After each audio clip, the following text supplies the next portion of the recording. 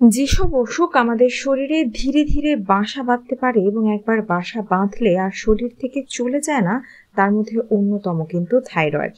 জেনে নিন থাইরয়েড নিয়ন্ত্রণের উপায়। সুষম ডায়েট। শরীরের সার্বিক সুস্থতার জন্য সুষম ডায়েটের বিকল্প নেই। সুষম খাবার খেলেই শরীরের হরমোন সব সময় নিয়ন্ত্রণ থাকবে।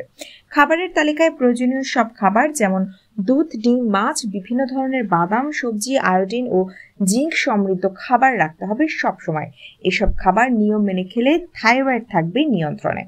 প্রতিদিন শরীর চর্চা। সমৃদ্ধ খাবার তালিকার মতোই প্রতিদিনের শরীর চর্চাও সমানভাবে জরুরি, কারণ এটি নানাভাবে সুস্থ থাকতে সাহায্য করে।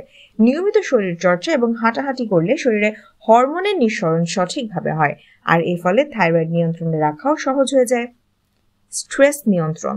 স্ট্রেস বা মানসিক চাপ কম বেশি সবারই থাকে। আপনি যদি এ ধরনের সমস্যায় ভুগতে থাকেন, তাহলে আপনার জন্য কিন্তু থাইরয়েড নিয়ন্ত্রণ করা বেশ কঠিন হয়ে যাবে। তাই মানসিক চাপ বা স্ট্রেস থেকে মুক্তি পাওয়ার জন্য আপনাকে চেষ্টা করতে হবে।